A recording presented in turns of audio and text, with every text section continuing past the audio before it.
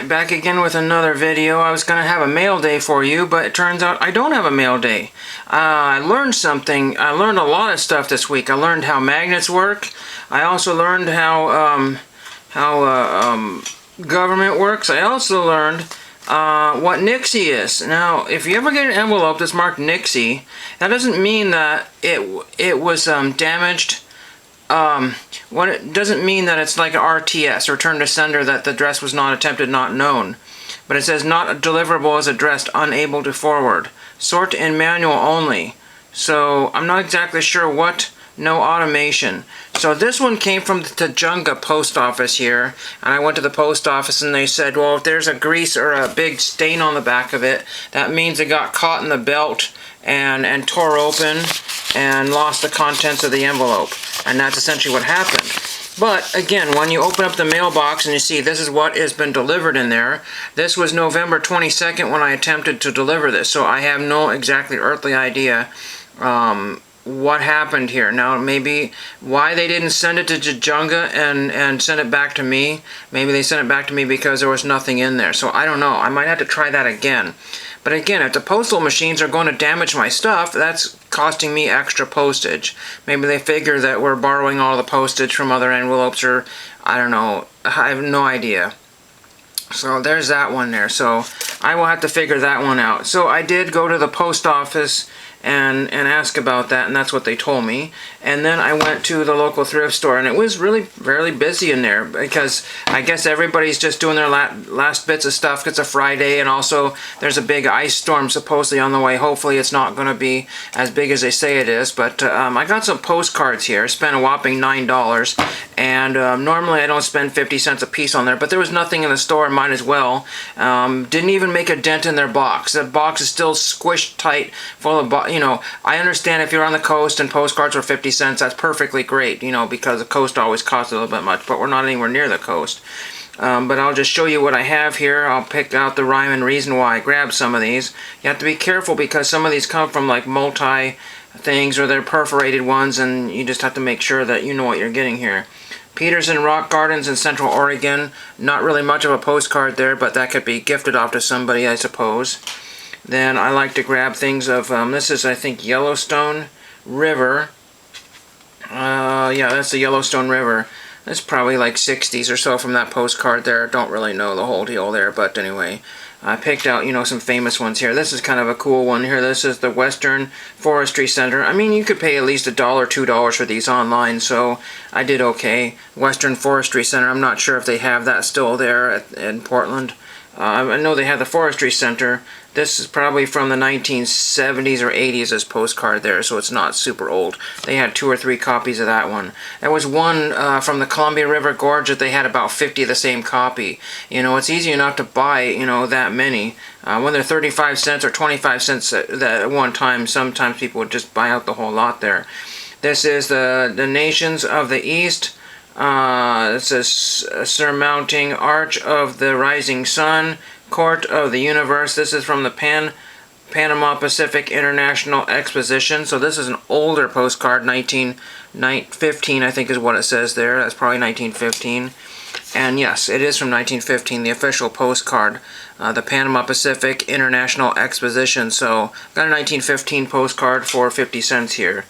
This one's just a wooden building, kind of looks like a church almost, but it's a lodge on something hill. Looks like Pill Hill or Nil Hill, can't read that. Coffee Cottage, Nevada, Missouri. So it's Nevada, Missouri. The town is Nevada, I believe. So there's a zip code there, Nevada, Missouri. That might be a good one to see if I can get that one postmarked. But I would want to do, there's the back of it if I didn't show that, Nevada, Missouri. But that would be a good one to get postmarked if I can get, put some postage on it and do a return envelope with that one. Al Green's Petrified Wood. So there's Al Green's Petrified Wood there, I guess. I'm not really sure there. That's a 50s era postcard there. Again, from the 50s, but it could have been published anytime after that. So that's what I always tell people.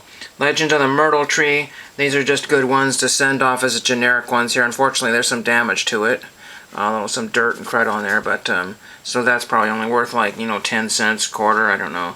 Rhododendron Tree Gardens, Portland, Oregon, so that's kind of a nice one there. Fortunately, some of these have damage because they're being, shuffled around in that box at the counter for a long time. I do have one of these, I believe, and this is, if I can get to it here, this is Pacific Coast Beaches, and somebody's clam digging there, so that's clam digging somewhere between Oregon and Washington. Then we have the Harris Beach State Park of Oregon. So there's that one there. Nothing special. I like to grab the smaller size. The continental ones are the larger size, and that's usually what people don't want. The ones closer to the foreign size postcards, the big ones there. This one is a frontier town near Helena, Montana. So there's that one. That was on my question mark pile, but that's from the 70s, late 60s, early 70s, somewhere in that range there. This one here didn't look like much here, but it's a Union Oil Company, Mount Jefferson. So I'm not sure. This is the 76 gasoline series. There is kind of a checklist for these things, but it's fairly large. And then there is the front of that there. It's a little beat on the beat side there, but these don't have any value as far as what I was told. But it's still kind of cool because it's got the 76 gasoline advertisement on the back of it. This one here is Yellowstone. Again, Yellowstone National Park, Gibbon Falls, I believe. I don't know why they call it Gibbon Falls. Maybe somebody discovered it, or maybe he fell down it. I don't know. This is an older postcard here as well. Gibbon Falls. And then we have a few more here. We have Santa Barbara. I don't know why I grabbed that one. I was just trying to make, close to $10 there, I think is what happened. This one here is another Union Oil 76 one here. This is Bonneville Dam right here. So there's that one there, the big major thing here. These are from the 30s, 40s, I think. I'm not 100% sure. Maybe the early 50s. I don't know my whole history on those there. This one's some sort of clock shop. This is supposedly the largest clock shop on the West Coast. And this was in Sacramento. Sacramento. I've been in clock shops that looked like that. Just absolutely cuckoo. No pun intended. But yeah, the clock shop. Hopefully you can see the backs of all of these here. And there is Old Faithful, Yellowstone National Park, Wyoming. So there's that one. Nothing special there. But again, these things are kind of icons, Holiday Inn of Tacoma, Washington. That's just a generic rendering, so that could be any Holiday Inn. And there's the back of it there. Again, those don't have a ton of value, between 25 cents and $1. And then Mount St. Helens National Historic Monument. I think he gave that to me for 50 cents there. It's a packet of them. I don't know if all 12 are in there. Probably not. Didn't feel like it, but if I needed some postcards here, sometimes they'll give me the whole packet for that same price there. Mount St. Helens blowing up. Mount St. Helens not blowing up. 2, 3, 4, 5, 6, 7, 8, 9, 10, 11. Maybe somebody used one of them or slipped out of there. He was double checking, I guess, to make sure there was nothing else that didn't belong in there. That's probably what happened there. But anyway, there's that one there. Famous picture there. Again, these don't have a ton of value. You want to see these are from the 90s. There's some of the damage there. The logging equipment that went down the hill. People have visited those sites there, and it's quite something finding some of that equipment off to the side there. Still, it's not salvageable. You can't get to it. And it's part of the park now, probably, so I don't know. That one there. Just two more here. This one and this one. These are things that I could use as thank you notes or write to people on those.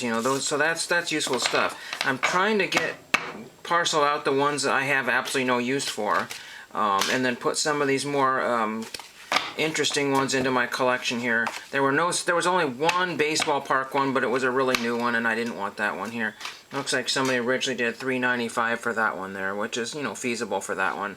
So I'm going to have a snack right now, and that's what I have for today. Just postcards and an empty envelope. What a shame. That just causes me to have to go back to eBay and buy postage again and again and again for all the things that don't come back. This is a channel of nothing coming back, and this is what kind of envelopes am I using? I'm using bad envelopes. I have no idea why that got stuck. Maybe somebody else's piece of mail jammed in there and then ruined mine. So that's what I have for today. 10-minute video. Thank you for watching.